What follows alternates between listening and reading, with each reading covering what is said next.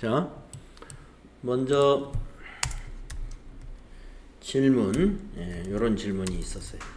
결산분계 문제인데 이게 있다. 이거 어떻게 분계를 해야 되느냐? 그런 질문이죠. 자, 내용을 한번 파악해 봅시다.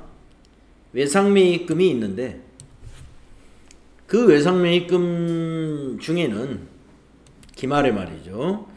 미국 스마트사의 외상매입금, 그러니까 미국 회사의 외상매입금 500만원이 미화 5,000달러 이것이 포함이 되어 있대요. 근데 결산일 현재 적용 환율은 1,100원. 이때 결산정리분계를 해보아라 하는 겁니다. 자, 여기서 우리가 해야 할 것은 무엇이냐 하면은 미화 5,000달러에 한국돈 500만원이면은 환율이, 여기 적용 환율은 1불당 1,000원이었다는 얘기입니다.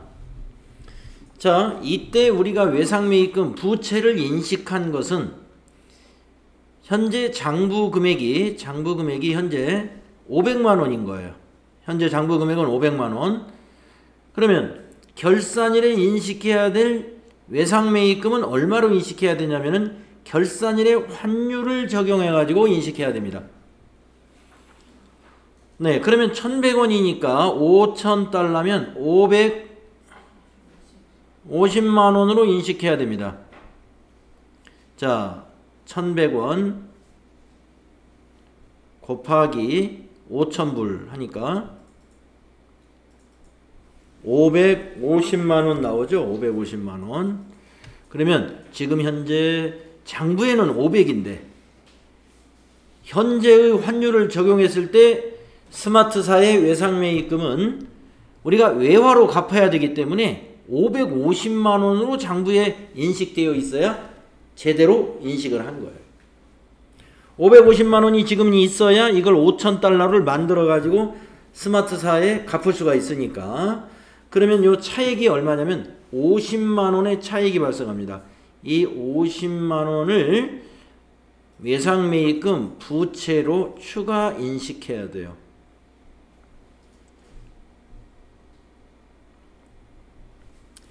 자, 그러면 정리해 보겠습니다. 자, 지금까지 설명드린 걸 써보면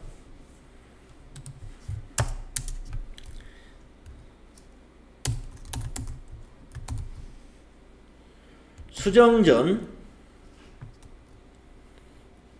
외화 외상매입금은 500만원입니다.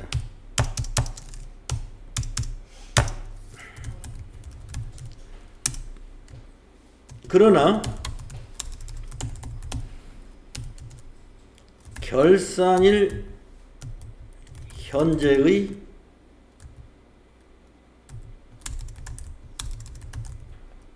환율을 적용한 외화 외상매입금은 지금 계산한 대로 550만원은 어떻게 계산되었느냐 하면은 5,000달러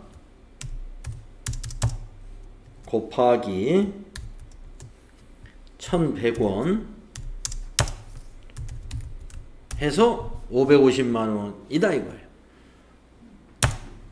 자, 그래서 어떤 수정분계가 필요하냐? 필요한 결산 수정분계는 이렇게 해야 됩니다. 차변에, 자, 우리가 이제 이 50만원만큼 부채를 추가 인식하면서 차변에 손실이 발생하는데, 여러분 그 이론 공부하실 때 왜 그 영업의 비용 중에, 자,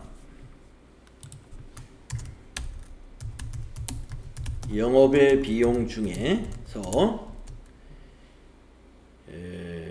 외화 부채나 외화 자산을 평가할 때 인식하는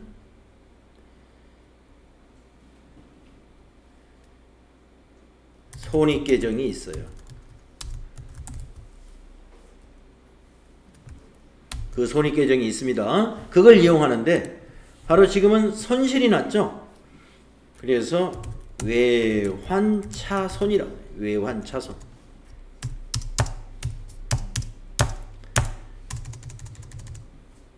아니야, 외화환산. 네, 죄송합니다.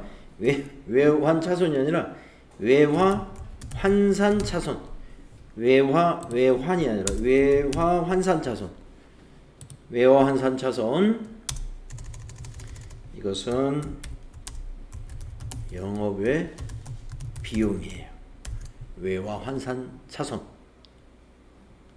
영업외 비용이고요.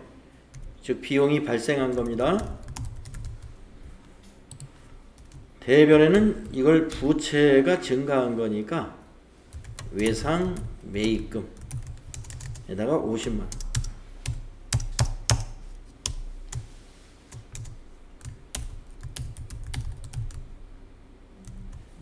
이러한 수정분계가 필요하게 됩니다. 그래서 이렇게 수정분계하게 되면은요, 수정 후에는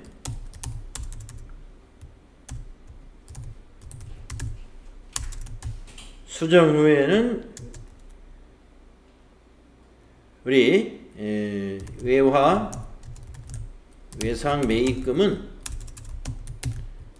매입금은 변동이 일어나죠.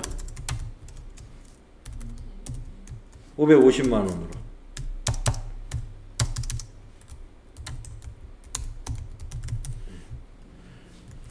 부채가 50만 원 증가해 가지고 수정 전에 500이어서 수정 후에 이렇게 550으로 바뀌는 그런 분계를 해야 됩니다. 그래서 이 문제의 답은 이것이다, 이거예요. 이거.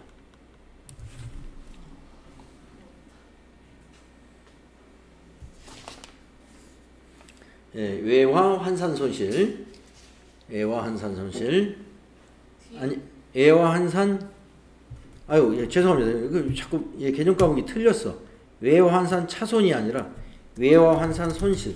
아, 여러분들 헷갈리게 해서 미안합니다. 자, 개정 과목을 한번 볼게요. 외화환산 손실이에요. 차손이 아니고. 개정 과목을 한번 보겠습니다. 지금 우리가 하고 있는 회사가 유형상사죠. 자, 유형상사로 한번 로그인 해가지고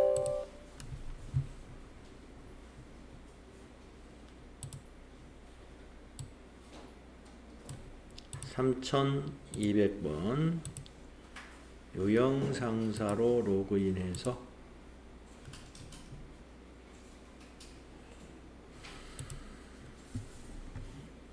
일반전표에 5월 31일 뭐 이런 식으로 써서 차변에 외화로 한번 검색해 보세요. 네, 여기 개념 과목이 나오죠. 외화 환산 손실. 네, 이걸로 회계 처리하는 겁니다.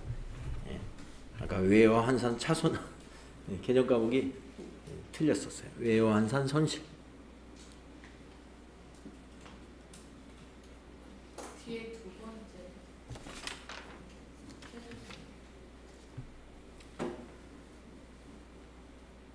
부가가치세 관련된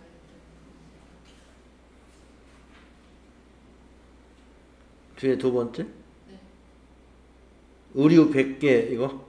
네. 접대 목적으로? 네.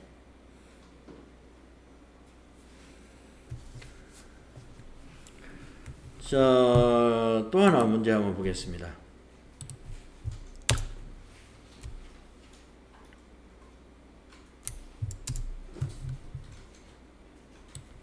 이것도 결산 수정 분계 문제인데 이걸 또 질문을 했는데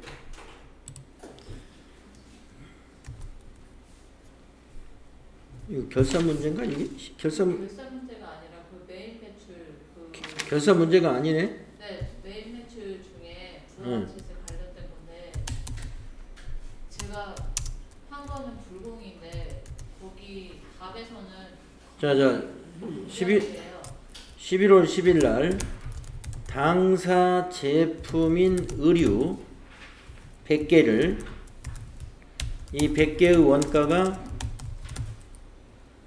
500만 원인데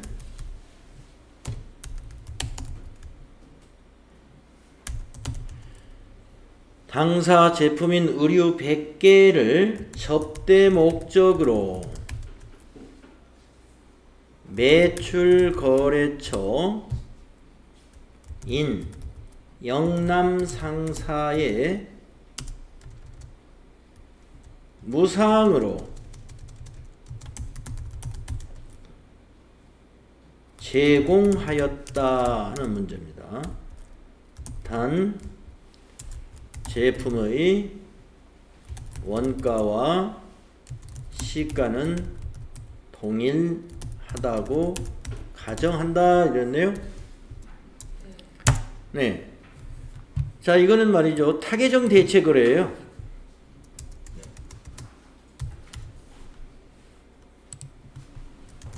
자, 이런 거래는 타계정 대체 거래이다 이거예요.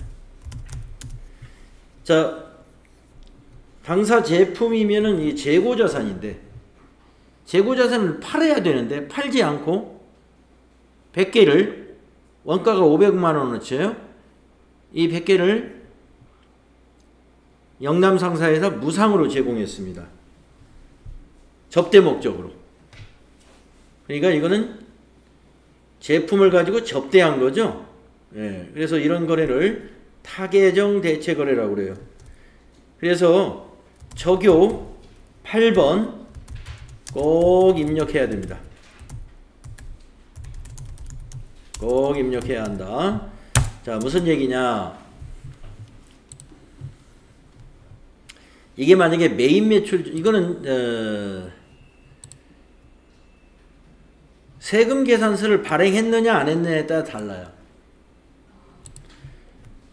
세금 계산서를 발행했으면 접대비 관련해 가지고 이건 불공이에요. 그렇죠? 그런데 지금 이 문제에서는 세금 계산서를 발급했는지 안 했는지 알 수가 없습니다. 이 문제로 보면. 그렇죠? 근데 한번 여러분이 한번 생각해 보세요. 거래처에다가 100개를 우리 회사 옷이 있는데 우리 회사 의류를 가지고 거래처에다 접대하려고 옷을 줬단 말이에요. 근데 세금 계산서를 거래처에다 발행했을까요? 그럴 리가 없죠. 그냥 준 거예요. 그냥 준 거. 그러면 이건 불공이 될 수가 없습니다. 매입 매출 전표에 입력을 하더라도 불공이 아니에요. 그러면 자, 이것을 우리가 입력하는 방법. 자, 먼저 매입 매출 전표에 이건 이제 FAT 1급에는 안 나와요. 왜냐? 이건 14번 건별로 입력을 해야 되는 거예요, 이거는. 자, 세금 계산서를 발행을 안 했다 하더라도 제품 가지고 접대했잖아요. 14번 건별이라는 유형으로 입력합니다. 네. 그러면 유형은 14번 건별이고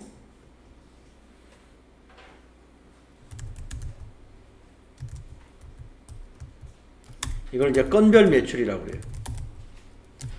품명은 이제 뭐 제품이라고 그럴 거고 공급가액 공급가에다가 500만원 판매 금액하고 원가가 같으니까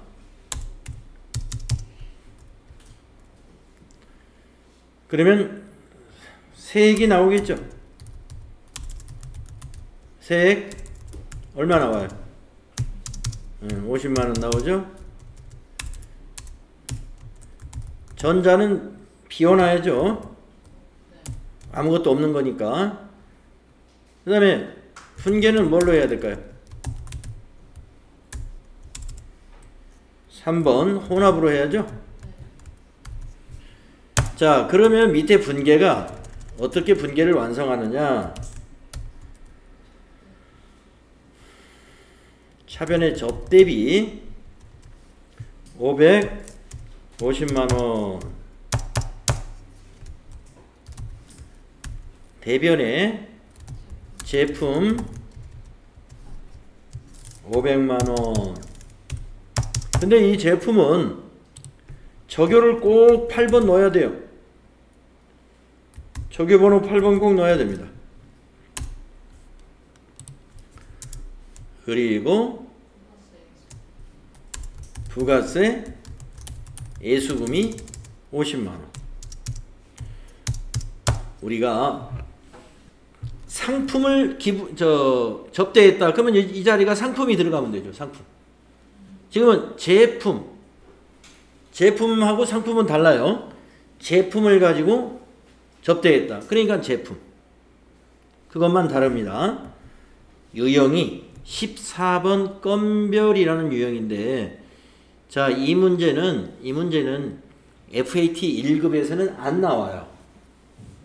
근데 지금 이건 다른 시험이기 때문에 이게 나올 수가 있는 거죠. 예.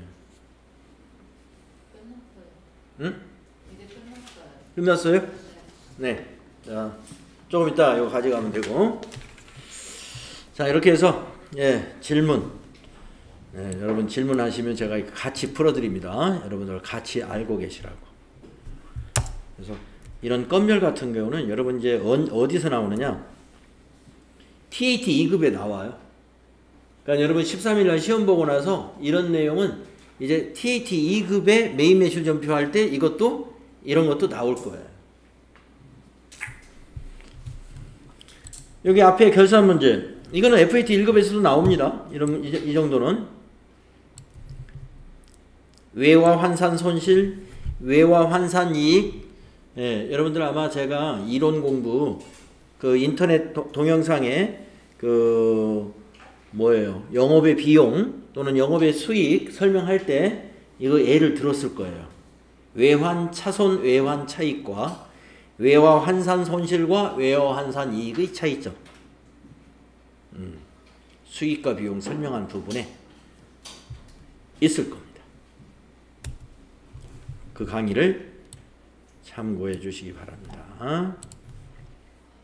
자, 그럼 우리 교재로 가서 379페이지 4번부터 분계 연습이에요.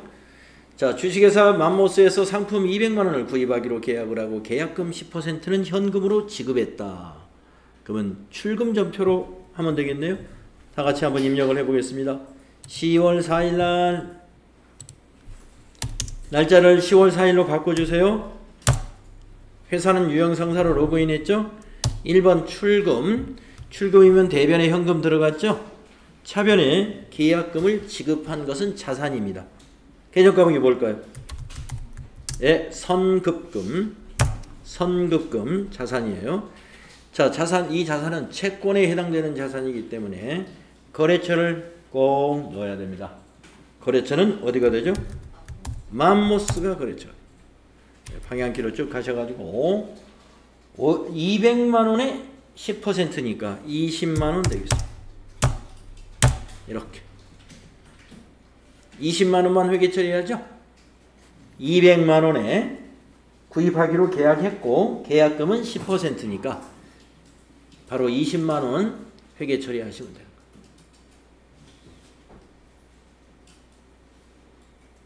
$200만원을 회계 처리 안 하는 거예요. 5번 문제 보세요. 경기상사에서 상품 500만원을 판매하기로 계약하고 계약금 10%는 현금으로 받았다. 자, 이번에는 조금 전에는 매입하기로 하고 계약금을 지급한 거고 이번에는 판매하기로 하고 10%를 받은 겁니다. 현금으로. 네. 그러면 입금전표로 작성해 볼까요? 5일로 바꾸시고 구분은 입금, 2번 입금하면은 차변이 현금이 되죠. 대변에 가는 것은 부채죠. 뭘까요? 선수금입니다. 선수금 채무이므로 부채이므로 거래처를 꼭 넣어야 됩니다. 경기상사 방향키로 쭉 가서 500만원에 10% 50만원만 회계 처리합니다. 이렇게 돼야 됩니다.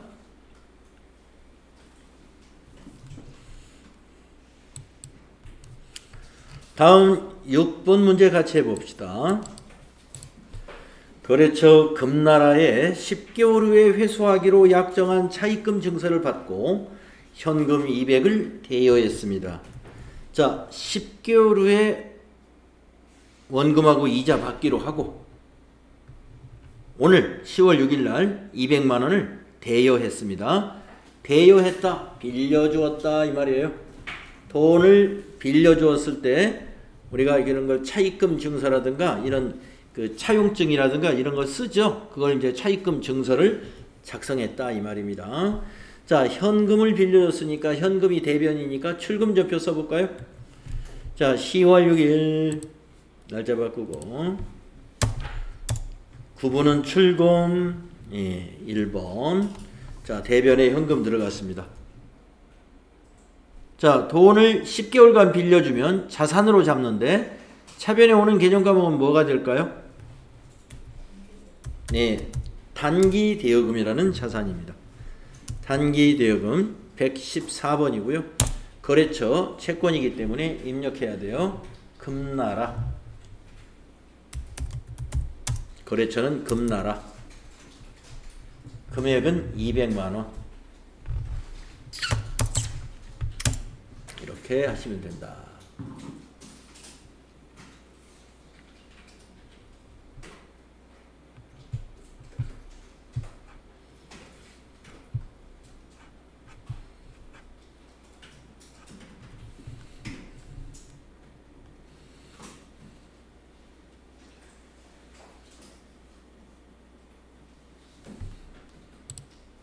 다음은 7일 날 거 보도록 하겠습니다. 10월 7일 사업 확장을 위하여 농협에서 2천만 원을 차입하여 즉시 서울은행 보통예금 계좌에 입금했습니다.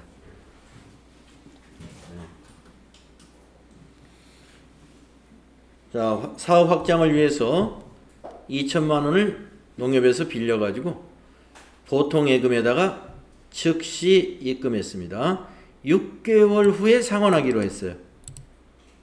이자 지급은 매월 30일 날 하기로 했고요. 자, 오늘은 2천만 원을 빌려서 보통예금에 입금한 것까지만 회계 처리하면 되죠? 네. 그러면 보통예금은 차변인가요? 대변인가요?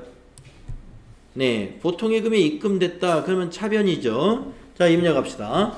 보통예금 서울은행 2천만 원 차변에 입력합니다. 날짜부터 정확하게 10월 7일로 입력하시고 3번 차변에 103번 보통예금 서울은행이죠. 2천만 원이고 대변에 자, 농협에서 우리가 빌렸습니다. 빌렸고 언제 빌렸느냐? 6개월을 빌렸어요. 6개월. 그러면 개정 과목을 뭘로 봐야죠? 대변에? 예, 단기 차입금이라는 부채로 인식하죠. 단기 차입금 260번. 거래처는 농협이 됩니다. 98010. 금액은 2천만 원. 이렇게 하셔야 된다. 차변의 보통예금, 대변의 단기 차입금이고요. 거래처까지 다 들어가야 됩니다. 이렇게.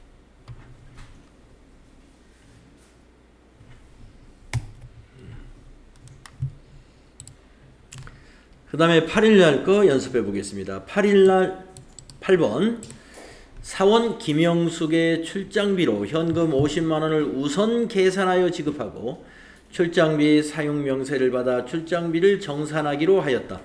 그러니까 오늘은 현금 50만원을 김영숙 사원에게 지급했다. 이것만 회계 처리해야죠. 자, 현금을 지급하면 출금전표죠. 자, 10월 8일로 날짜 바꾸시고요. 구분은 1번 출금.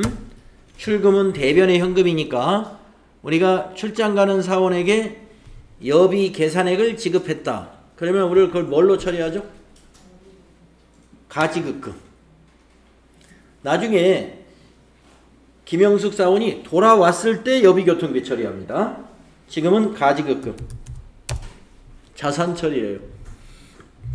134번 가지급금의 거래처는 사원 이름으로 거래처를 걸어둡니다.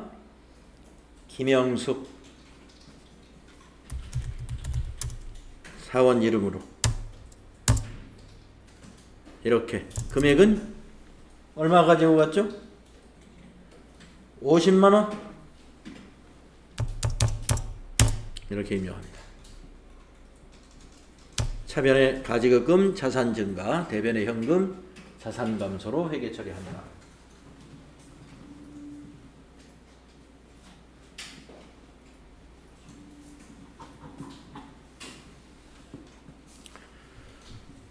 자, 다음 문제 10월 9일 거 보겠습니다. 사원 김영숙은 세미나 참석을 위한 출장 시 지급받은 업무 가지급금 50만원에 대해 다음과 같이 사용하고 잔액은 현금으로 정산하였다. 여비교통비로 회계 처리하려라. 항공료 24만원, 택시 5만원, 숙박비 20만원, 49만원을 사용하고 왔네요. 그쵸? 49만원은 여비교통비로 처리하라고 그랬고 나머지는 현금으로 정산했습니다. 자, 이런 문제는 우선 대변의 가지급금을 먼저 자산 감소시킵니다. 자, 10월 9일 입력해 볼까요? 10월 9일 대변의 가지 134번 김영숙 거래처 코드로 김영숙 넣어주세요. 31113 방향키로 가서 50만원 자산 감소. 3번 차변 여비교통비 812번입니다. 여비교통비 49만원 비용 발생. 만원은 어떻게 해서요? 현금으로 정산했다고 그랬죠? 그러면 김영숙 사원이 회사에다 만원을 입금시켰겠죠? 그래서 차변이 101번 현금 만원 이렇게 되겠습니다.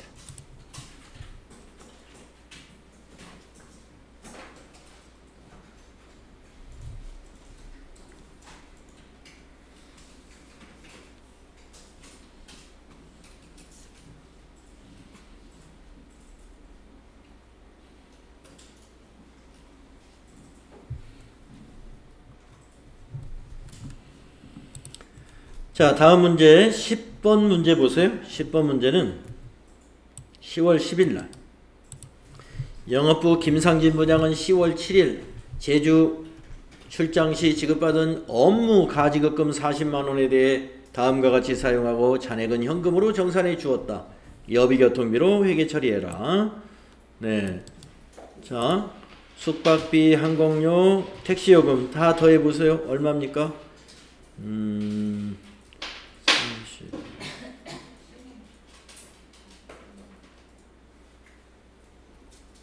47만원이죠? 47만원 맞습니다. 그럼 여비교통비 47만원. 그런데 업무 가지급금은 40만원을 가지고 갔어요. 이날. 그러니까 이게 40만원은 가지급금. 김상진.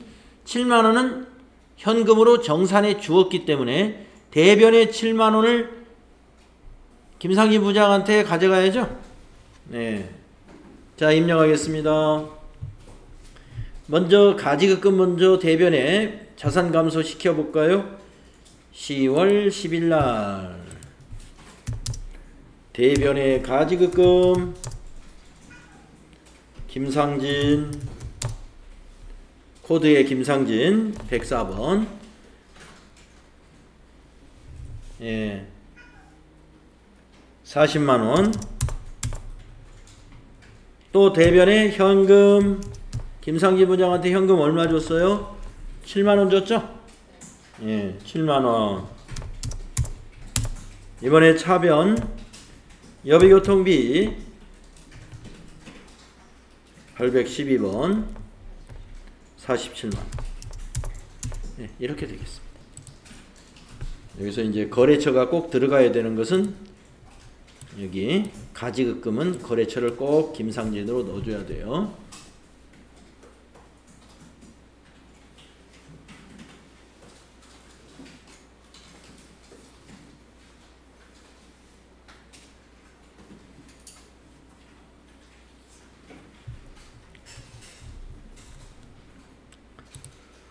자, 그 다음에 11일 날 거 연습해 봅시다. 현금 출납장에 잔액하고 비교하여 실제 현금이 5만원이 부족하다?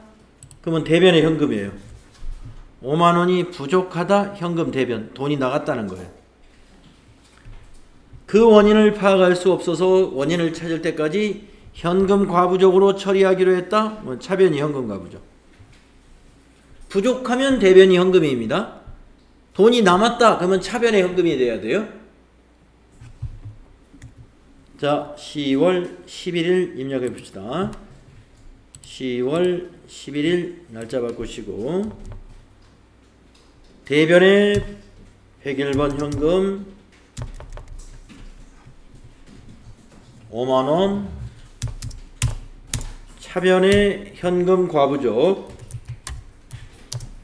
141번 5만원. 이건 거래처 아무것도 안 넣어도 돼요. 물론 출금 전표로 한 줄로 써도 가능합니다. 출금으로 해서 한 줄로 해도 되고요. 출금이 오히려 헷갈릴 수가 있어요. 그래서 대변의 현금, 차변의 현금 과부적 이렇게 하시면 되겠습니다.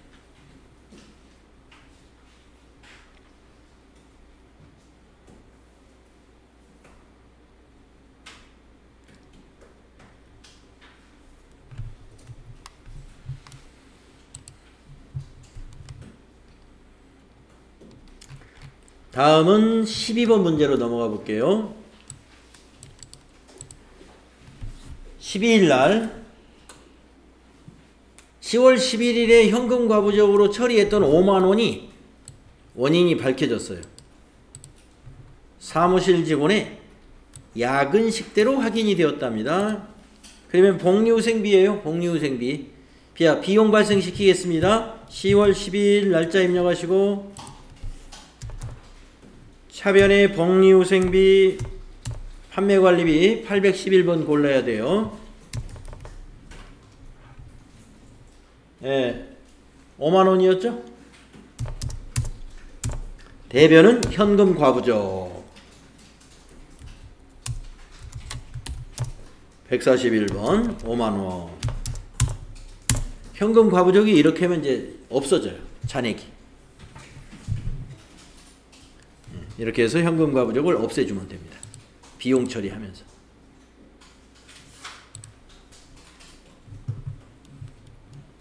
이해되시죠? 그 다음 13일 날로 넘어가겠습니다. 현금 시제를 확인한 결과 실제 잔액이 장부 잔액보다 3만원이 많은 것을 발견했는데 그 원인은 아직 알 수 없다. 자, 많아졌다. 그러면 차변에 현금 입금 잡아야 돼요. 예. 자, 10월 13일 날짜 바꾸시고 10월 13일 날짜 바꾸시고 현금 차변. 예, 차변에 101번 현금 많은 것이 발견됐으면 차변의 현금입니다. 3만원. 근데 이게 무슨 돈인지 몰라요. 대변의 현금 과부적. 반대쪽은 현금 과부적이 돼요. 3만원.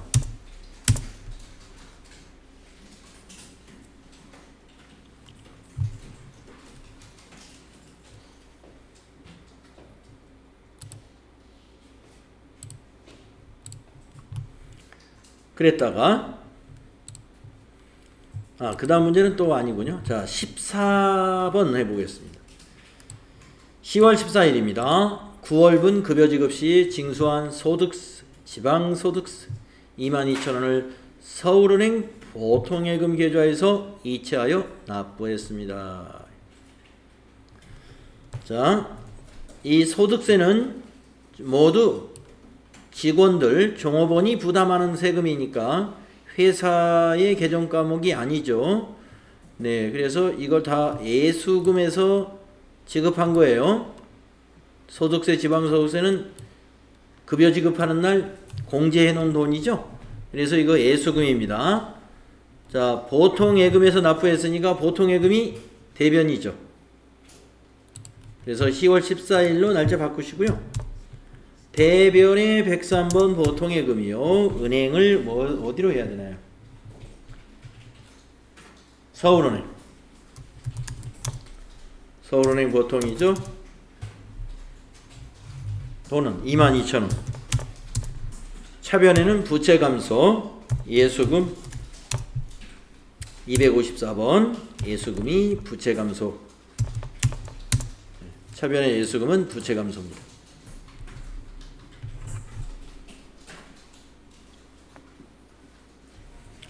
자, 분계 연습 15번 해보겠습니다. 지점 확장을 위해 강남 빌딩과 월세 계약서를 작성하고 보증금으로 1,000만 원을 서울은행 보통예금 계좌에서 이체했습니다. 자, 우리가 지금 강남 빌딩에서 우리가 지점 확장하려고, 그러니까 지점을 하나 내려고 강남 빌딩에 어느 사무실 하나를 얻었다는 거예요. 그리고 오늘은 그 임차 보증금이죠, 이거. 예. 여러분, 이게 저기 뭡니까? 빌딩 사무실을 빌리면서 내는 보증금을 임차 보증금이라고 합니다.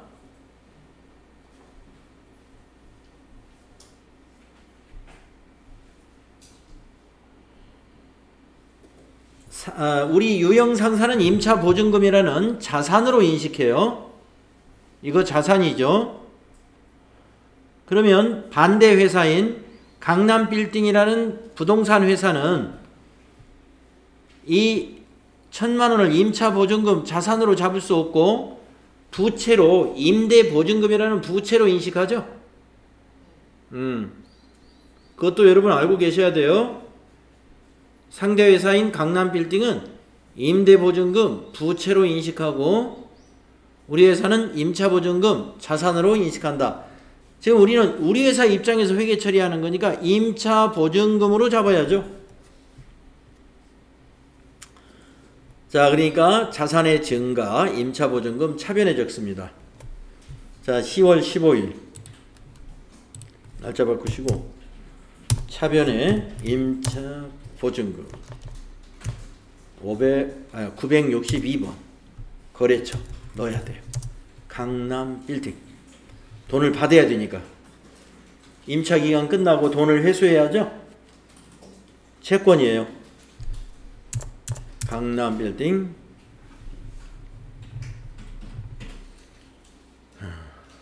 1,000만 원. 대변 보통예금. 은행은 서울은행이죠. 서울은행 보통 1,000만 원. 그래서 이 거래는 차변은 자산 증가, 대변에서는 자산 감소. 자산이 증가하면서 감소했기 때문에 자산 총액에는 변동은 없지만 비유동 자산이 증가하고 유동 자산은 감소했습니다. 비유동 자산은 증가하고 유동 자산은 감소했죠. 네, 여러분 분계 연습 우리 유형 상사를 통해서 지금 기타 거래 하고 있습니다.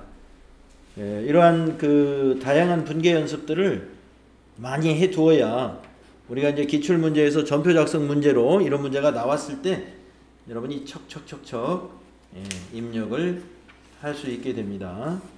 자, 10분간 쉬었다가 다음 시간에 16일 거부터 이어서 하겠습니다.